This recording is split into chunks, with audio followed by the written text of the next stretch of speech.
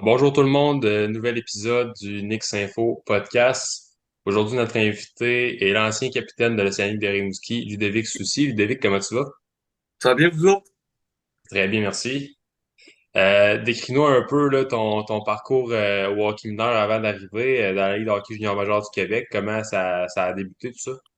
Ben, dans le fond, tout mon hockey mineur, je l'ai fait ici à la Pratitière. Nous autres, quand ça marchait, c'était Mag 1, Mag 2, Mag 3, Mag 4.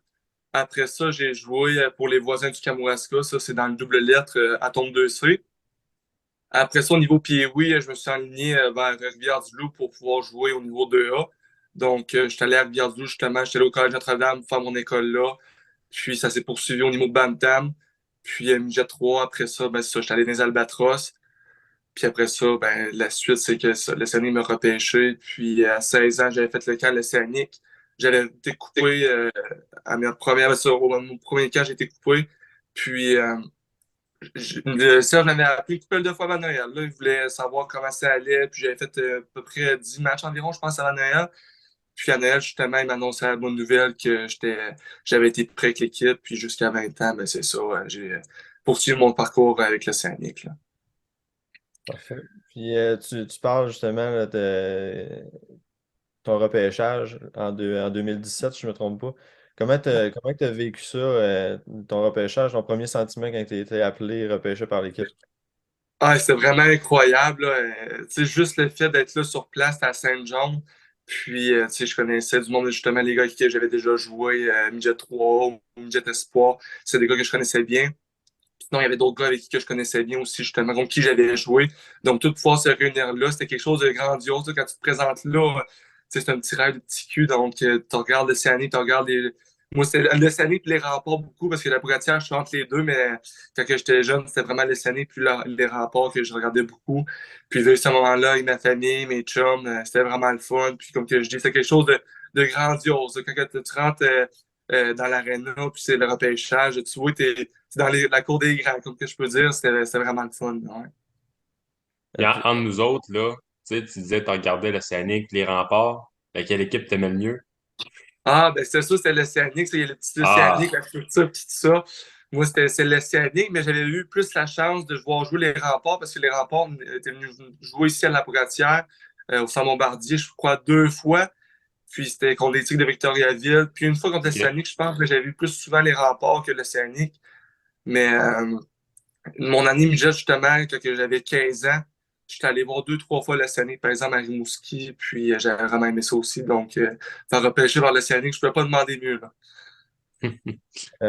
j'ai une question qui m'a popé avant de te parler. Ta première année à 16 ans, tu as vécu une coupure. Tu peux-tu nous expliquer comment tu vois ça, toi, en tant que joueur, quand tu es coupé à un camp, puis l'année d'après, comment que tu reviens de ça?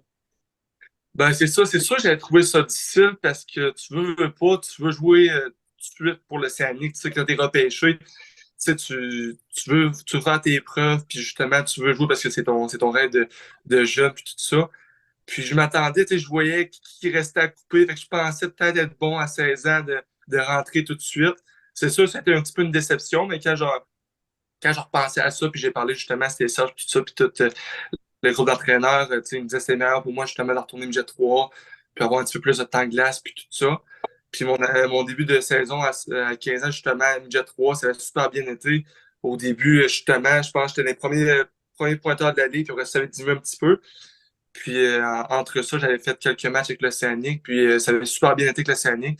Puis à Noël, justement, ça a tellement bien été que Serge m'a demandé pour rester jusqu'à la fin de l'année avec l'Océanique. Fait que c'est sûr, comme que je dis, c'est une déception quand t'es coupé, mais quand on repense à ça, des fois, c'est mieux d'être coupé, puis avoir plus de temps de glace, midget 3, puis revenir en force Puis pour de la prendre de suite. l'expérience de tout ça aussi, j'imagine. En plein ça, si tu prends l'expérience de tout ça, puis tu sais à quoi t'attendre justement pour les années futures quand tu te représentes au camp d'entraînement. Maintenant, on sait que tu joues avec les Patriotes de l'Université de Trois-Rivières. Vous avez gagné la Coupe Queens, je crois, si je ne me trompe pas, il n'y a pas longtemps, puis une médaille de bronze au championnat canadien. Ça représente quoi pour toi?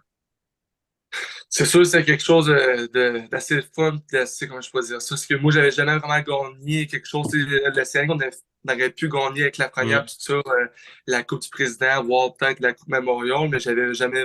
gagné quelque chose aussi haut que ça. Ça revenait à la Coupe Dodge, que j'étais plus au hockey mineur, Bantam, puis Jet 3 aussi. Mais de gagner ça, c'était vraiment quelque chose. C'était motif, veux pas parce que t'as jamais gagné quelque chose, puis quand tu gagnes quelque chose, ben, t'es champion à vie, comme ils disent.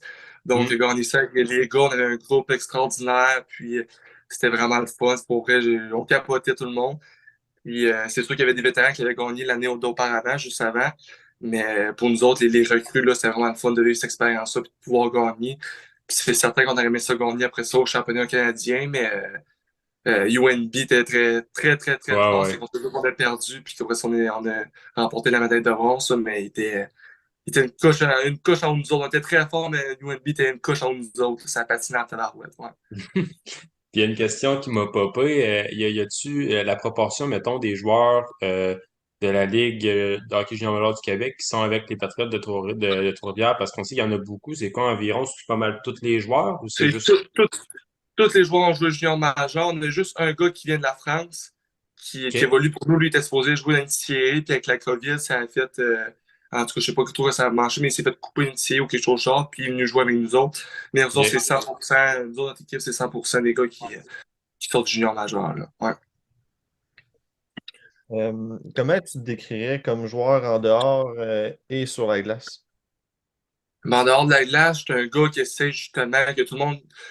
Quand je faisais ça, je suis chum avec tout le monde. Je sais que tout le monde se sent bien, que tout le monde est à leur place. Puis si jamais je vois quelque chose qui marche pas, ben je me gênerai pas pour le dire, là. Je me rappelle même quand je pense que c'était à 17 ans, à un moment donné, dans la chambre, tu sais, on gagnait, puis mais je voyais qu'on jouait pas mal, puis tout ça. Puis à un moment donné, j'avais dit quelque chose dans la chambre, puis les vétérans allaient rester surpris, tu sais, d'un petit gars de 17 ans. Vraiment, qu'est-ce qu'il fait là, lui, à dire ça, tout ça.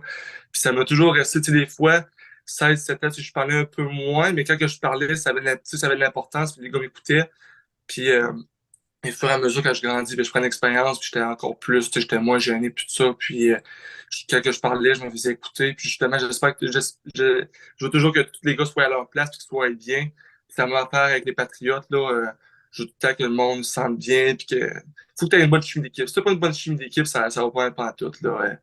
Si tu as une chimie d'équipe, c'est comme ça que tu grandis en équipe, qui fait en sorte que des fois, même si tu pas l'équipe sur papier qui est autant forte que l'équipe que tu affrontes, mais c'est une bonne chimie d'équipe, puis les gars s'entraident, s'encouragent, tout ça, ben, veut pas, ça monte l'équipe vers le haut. Fait que moi, j'essaie tout le temps que l'équipe se sente bien, puis tu sais, j'essaie de faire des petits jokes, puis on essaie de avoir du fun, puis c'est ça qui fait en sorte qu'on a une bonne chimie d'équipe, justement, puis qu'on fait en sorte qu'on s'améliore en tant qu'équipe, là. Parfait. Puis, Ah, ouais. vas-y, vas-y. Ah, là, j'allais dire qu'il y avait une question, justement, puis sur la glace, ben, sur la glace, ben, regarde, je suis un gars qui, ça a changé, ben, tu sais, une jet 3, puis tout ça, tu sais, j'étais plus un gars qui fait produire offensivement tout ça. Mais quand je suis venu avec le CNI, ben, mon rôle a changé. C'est tous des bons joueurs qui étaient là. Puis à 16, 17, 18 ans, on avait une méchante bonne équipe. Fait qu'il fallait que je change un peu mon rôle puis je devienne plus un gars d'énergie. Parce que midget 3 puis Bam-Tam, tout ça, là, j'étais pas un gars du tout qui plaquait. Puis qui, justement, j'étais déjà assez grand. Fait que je suis capable de récupérer la rondelle sans pouvoir plaquer. Mais justement, avec Serge, je me fais faire des petits ajustements en tant que joueur, puis j'ai grandi en tant que joueur, puis je suis plus un gars justement qui a pas d'énergie, puis qui est très bon défensivement. Vraiment, la question qui m'avait popé, tu as parlé de chimie tout à l'heure. Je reviens à 2022, les séries, quand vous avez battu Saint John, pas grand monde s'attendait à ça. Puis tu as été capitaine cette année-là en plus. Ça a été comment sur la glace, puis dans la chambre ou en dehors de la glace, la chimie, comment qu'elle était après avoir gagné contre Saint John? Tu me parles de ça, puis je pas encore la chair de poule pour vrai, ça là, c'était incroyable. Tu sais, tout le monde pensait qu'on n'avait pas gagné, mais juste l'année d'avant, justement, aussi, contre Shawinigan, c'était la même affaire. On était pris comme négligés, puis c'est vraiment la chimie d'équipe. Puis ça, j'étais un très bon motivateur, là. Il apportait tout Mm. le temps quelque chose, puis il mettait des vieilles tunes, là, je sais pas comment dire, c'était des vieilles tunes. Il fallait analyser toute la tune. Tous les joueurs analysaient la tune, on revenait dans la chambre, on en regardait le sens de la tune, tout ça. Puis là, ça, je te dis, il faisait l'histoire aussi, c'était dans ses propres histoires, donc tout ce qui nous rapportait là-dedans. Puis on faisait un petit setup justement pour les séries, ça nous craquait vraiment au bout. Puis justement, après ça, quand ça est arrivé contre Shawinigan, tout le monde capotait. Puis Saint-John encore plus. Saint-John qui n'a quasiment pas perdu après Noël. Puis c'est une équipe qui Mm. était fondée quasiment sur des joueurs de 19 ans. Puis, hey, en dehors de la glace, c'était l'enfer. Pour vrai, le speech qu'il y a eu dans la chambre après, dans le toit, Serge, tous les gars, hey, moi, je pleurais de joie. Personne ne pensait me voir là du tout. Puis, alors, c'est vraiment des moments que je vais garder pour toujours. C'est sûr, j'aurais aimé gagner une coupe du président, tout ça, mais des moments comme ça, là, ça reste aggravé à jamais. Puis, juste avec la gang de boys, c'était vraiment incroyable. Ouais. Ah, ça doit, Colin. Même en tant que partisan, on était quand même assez contents. Ah ouais. Euh, Si tu avais un joueur de la Ligue nationale que tu te comparerais, ce serait qui? Ben là, il vient de prendre sa retraite. Je suis pas autant offensif que lui, là, mais c'est beaucoup Patrice Bergeron qui était un peu mon modèle pour vrai. Là, quand justement, les dépisteur, quand je me faisais rencontrer pour être repêché, je me comparais beaucoup à Patrice Bergeron. J'ai un petit peu plus d'offensive dans ce temps-là. Là. Mais vraiment, Patrice Bergeron, pour sa fiabilité dans les deux sens de la patinoire, en zone défensive, était très bon. Puis j'étais un joueur de centre aussi, je gagnais beaucoup de mise en jeu. Mais c'est sûr que je produis moins que Bergeron. Mais le style de personne que Patrice Bergeron, oui, c'est un peu ce que j'essaie d'être, puis c'est vraiment à lui que je me comparais. Là, ouais. Si on revenait en arrière, tantôt tu as parlé de tes débuts et tout, mais si on revenait avant ça, est-ce que tu peux nous dire de où c'est venu ton désir de jouer au hockey? Pour vrai, moi, ma famille, c'est mordu de hockey. Mon père, ma mère, ben, justement, on me dit, j'en ai fait de hockey, mais mes cousins ont joué au hockey. Mon cousin le plus vieux a été reparti par les Tigres de Victoriaville. Il a joué un petit peu pour les Tigres de Victoriaville. Puis mon autre cousin, on a tout le temps joué ensemble. C'est Tristan Pelletier, il a joué pour les Saguenay de Chicoutimi. Puis on était vraiment une famille de hockey, là. Tous les soirs, demandez-vous pas qu'est-ce qu'on faisait. C'était des shots dans le sol, des shots dans le sol, des shots dans le sol. Je jouais avec mon frère gaulait, lui, puis je shotais des pucks, je shotais des pucks, je shotais des pucks. Puis quand c'était fini, ben, on écoutait le hockey canadien tous les soirs. Puis c'est vraiment sonné vraiment une culture de hockey. Puis mes parents embarqués là-dedans, mon père qui a capotait aussi sur le hockey, puis ma mère, elle nous suit, elle nous pousse toujours aussi. Elle nous suit là-dedans, elle nous pousse à fond. Donc, on est vraiment une famille de hockey, puis c'est comme ça qu'on a fait en sorte qu'on est devenu des joueurs de hockey. Mon frère aussi joue au hockey, mais lui, il jouait au niveau scolaire. Donc, non, non, on est vraiment une famille de hockey, puis on aime vraiment ça. Là. Bon. J'imagine qu'il y a beaucoup d'aspects de ton jeu que t'aimes exploiter. Si je te demandais avec l'Océanique ou même au hockey mineur, peu importe, là, c'est quoi l'aspect de ton jeu que tu aimais vraiment le plus exploiter ou que tu aimes encore exploiter aujourd'hui? Ben, mon aspect de mon jeu, moi, c'est dans le fond, ben, je vais dire ça de même, c'est toujours de donner à 100%. Quand que je vois que tu sais, des games, c'est sûr que ça va plus ou moins bien, mais quand tu donnes tout à ton 100%, après ça, tu peux pas regretter. Comme que ça, j'ai aussi des fois. Si tu donnes ton 100% et tu fais des erreurs, tu es capable de dealer avec ça, au moins tu donnes ça. C'est sûr, ça peut pas toujours bien aller à tous les soirs, mais il faut que tu donnes ton 100%, il faut que tu compétitionnes. Si tu compétitionnes pas, ben, t'as pas même de chance de gagner. Si tout le monde compétitionne, tout le monde dans le même bateau, tu montes l'exemple, puis ça fait en sorte que tu te donnes une chance de gagner. Puis qu'est-ce que j'aime exploiter justement, c'est surtout les 1 contre 1 dans le coin de la bande, tout ça. Moi, j'essaie de faire beaucoup, mettons, de la place aux joueurs. Tu sais, c'est pas tout le monde qui est capable de remarquer ça, mais dans les coins de bande, j'essaie justement de gagner mes 1 contre 1, puis essayer de ressortir la POC justement puis pour mes joueurs, puis rester en avant du but justement pour créer de l'espace. Je suis plus un gars justement qui essaie de donner l'espace à ses coéquipiers pour que là, puisse essayer de marquer, puis essayer de rough un petit peu dans les coins de bande. Là. C'est vraiment ça que j'aime faire puis exploiter. Là. Euh, J'imagine qu'il y en a plusieurs, là, mais si je te demandais dans tes 5 ans que tu as passé avec le Scénic, s'il y a un ou, mettons, deux joueurs que tu affrontais, que tu te disais à soir, ça va être dur de jouer contre eux autres en tant qu'attaquant, là, Qui était fort, qui que je jouais, moi, je vais toujours me rappeler, c'était, alors, j'ai oublié le nom, là, mais je jouais pour Gatineau, c'est le russe, Abramov. ouais. Abrama, il était puissant. Je te dis, il faisait toute sa glace. Mettons, quand je me rappelle ma première mise en jeu que j'ai faite contre lui. Là, j'étais quasiment pas stressé, mais j'ai collé du contre Abrama. Puis j'étais assis sur le banc, puis je le regardais jouer. Il était incroyable. Puis un autre qui était super bon aussi, que je me rappelle, c'était Barry Boulet pour Blainville? Blainville-Boisbriand. Lui Ouais. aussi, il était sa glace. Il jouait avec Alain, justement. Puis c'était n'importe quoi, sa glace. Ouais. C'est horrible. Ça, eux autres, ils ont une chance de marquer, puis ils vont en mettre dedans. Puis ils vont avoir un tout petit trou où il n'y a pas de trou, puis lui, il trouve le trou, puis il score. Puis sinon, je dois dire un dernier aussi, je viens de penser à ça, Noah Dobson. Défenseur, là, était incroyable. allais devant lui à ligne bleue, fallait pas que tu t'ailles trop vite sur lui en ligne bleue parce qu'il pouvait te coter une paire de bas assez vite, puis déjouer, puis sortir complètement du jeu. Donc, c'est vraiment ces trois joueurs-là que je pense que. Ben, surtout que peut-être à cause que j'étais plus jeune aussi, 16-17 ans, que je trouvais qu'il était vraiment incroyable, là, mais ces trois joueurs-là, je peux dire que. Ouais, il était une couche en haut du monde. Là. Oh, oui.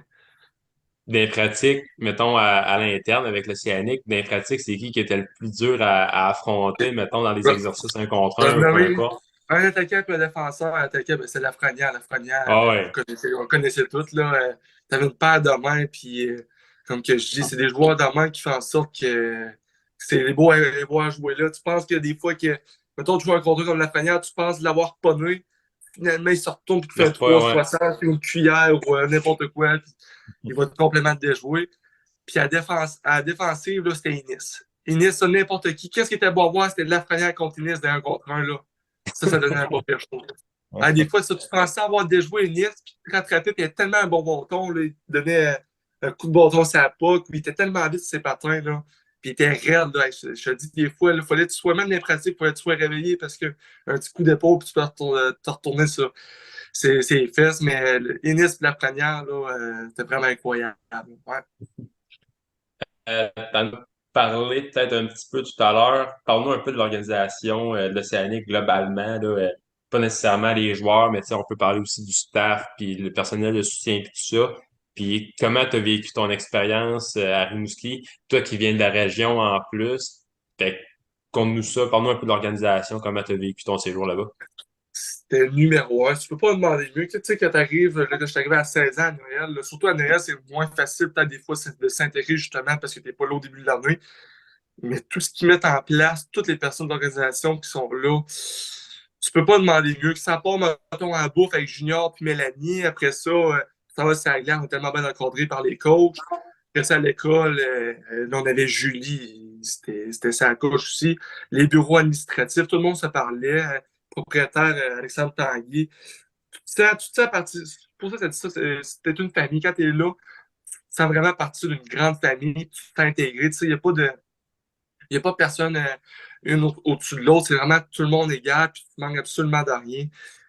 Tu ne peux pas rien dire en mal. Puis les pensions, ça va m'en faire. Là, moi, j'ai deux pensions, puis c'était incroyable là aussi. Donc, je peux pas demander mieux. Puis tu tisses des liens justement que tu vas jamais oublier, puis tu vas toujours avoir du fun avec ces personnes-là. Donc, comme que je dis, là, c'est une grande organisation, puis tu manques absolument de rien quand tu es là. On l'a dit au tout début, tu as été tes dernières années capitaine de l'organisation. Peux-tu nous dire comment tu t'es senti, comment tu as vécu ça quand tu as été nommé capitaine par l'organisation? Ah, c'est une fierté pour moi. Moi, je l'avais su justement l'été, justement, que je m'en allais à mes 20 ans. Ça m'avait appelé, puis il ne fallait pas que j'en parle, là, mais il m'avait déjà précisé que c'est moi qui le capitaine, puis tout ça. Puis quand il m'a annoncé ça, j'étais vraiment content, puis je voulais faire de mon mieux, justement. Puis j'avais eu d'autres bons capitaines. Tu sais, ça avait été Nathan l'autre année d'avant, puis Lafrenière, puis Dastou, puis Dove McForce. Tous des bons exemples que j'ai eu justement comme capitaine. Et je voulais être autant bon aussi que qu'eux autres, montrer l'exemple comme eux autres. Puis quand j'ai appris ça, c'est une fierté, veux pas. Là, tu sais, quand t'es jeune, tu regardes l'Océanique, c'est gros. Puis là, t'es capitaine en plus, c'est quelque chose de vraiment gros. Tu peux pas vraiment te l'imaginer quand t'es plus jeune d'être capitaine plus tard, justement, d'une grande organisation comme ça, justement. Puis c'était vraiment avec de la fierté que j'ai appréhendé ça. Puis j'étais vraiment, vraiment, vraiment, vraiment content. Puis toute ma famille aussi était contente. Tu sais, veux pas, moi, je n'ai fait des sacrifices, mais toute ma famille, mon frère, mes parents, Hmm. depuis que je suis jeune, ils ont toujours fait des sacrifices. Fait que le titre de capitaine, ça me revient à moi, mais c'est aussi une fierté pour tous eux autres parce que ils ont fait beaucoup de sacrifices justement pour moi. Donc, je suis vraiment content d'honorer justement ma famille, puis moi, puis de faire le mieux que je pouvais justement pour représenter le Scénic.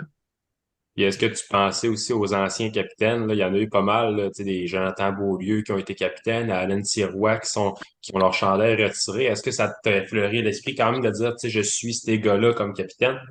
Ben ouais, veux pas, tu sais, les journalistes me posaient la question, puis là, tu sais, quand je savais que j'étais capitaine, mais pas que tu y crois pas quasiment, mais tu vois ces gros noms-là, puis tu dis, hey, Colin, moi aussi, je suis capitaine. Puis c'était tout que des joueurs, eux autres, là, tu sais, je peux pas me comparer Hmm. à eux autres, là, mais c'était tout que des joueurs en plus. Donc, justement, pouvoir pas me vanter, mais de dire que j'ai été capitaine de l'Océanique derrière ces gars-là, c'est quelque chose d'incroyable pour moi. Là. Ah ouais. Puis, en tant que capitaine, c'est quoi les plus grosses responsabilités que tu avais en tant que capitaine? Ben, tu sais, j'avais pas de pression de personne. Moi, je voulais vraiment que l'équipe se présente bien pour chaque match. Puis on n'avait pas nécessairement la meilleure équipe. On avait beaucoup de jeunes.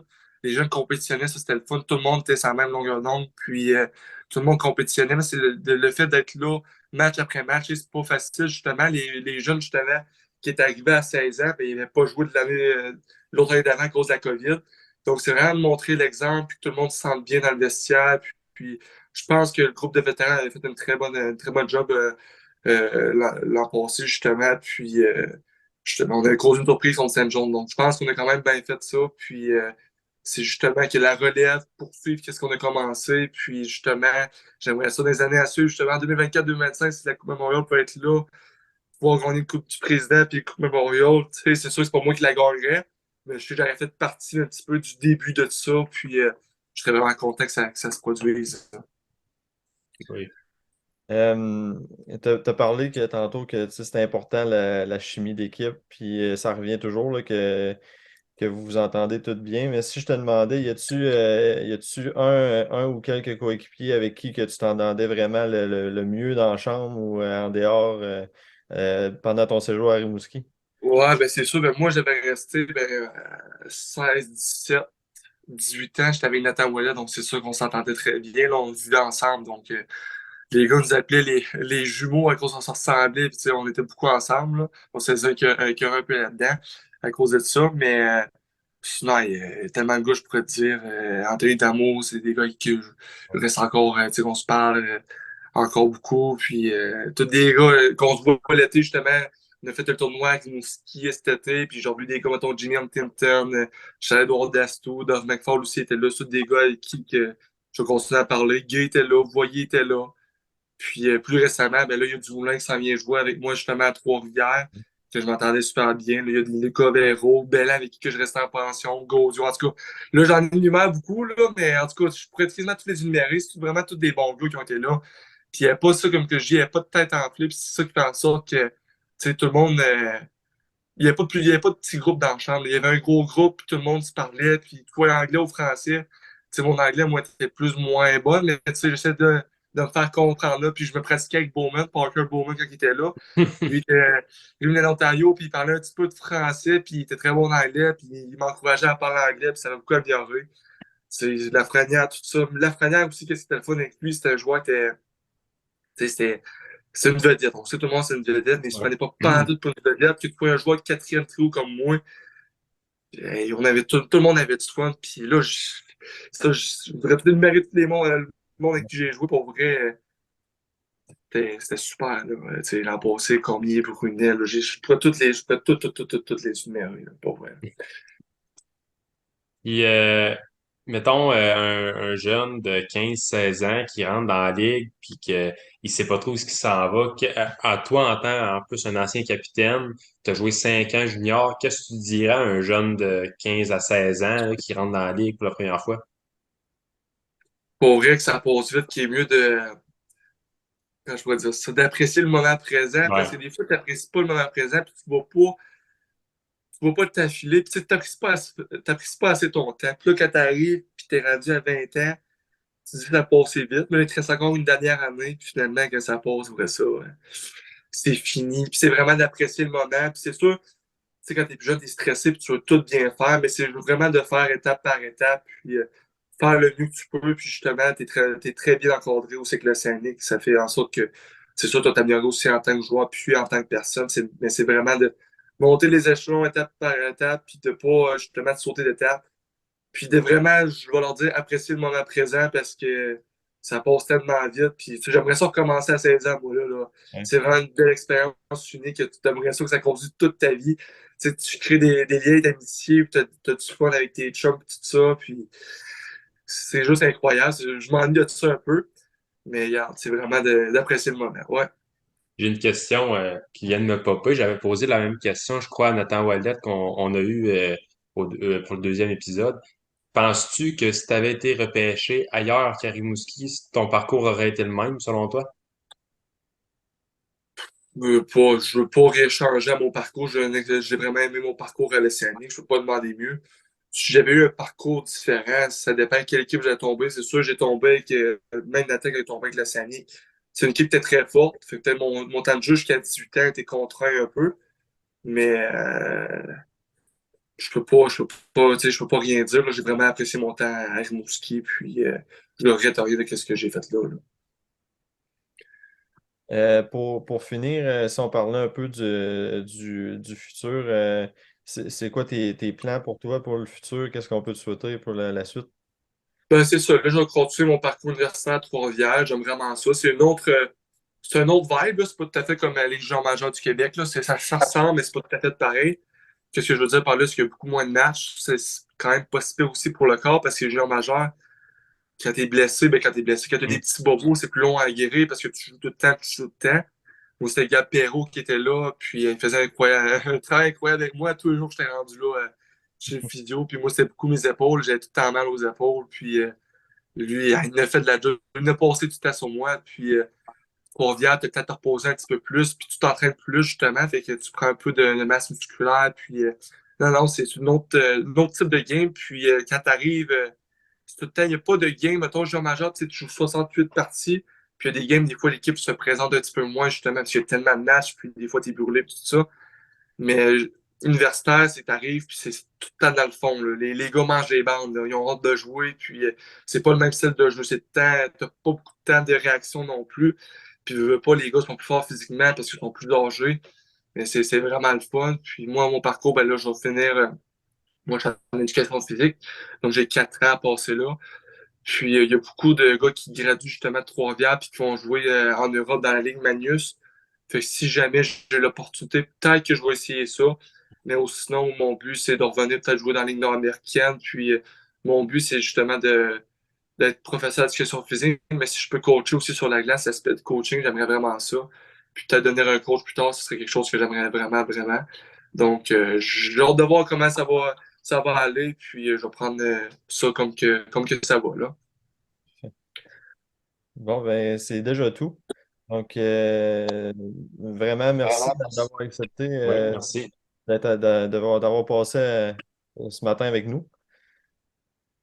Moi, je suis vraiment content. Je suis vraiment content de m'avoir accueilli. C'était vraiment plaisant. Ce petit moment-là, j'ai vraiment aimé ça. Ouais.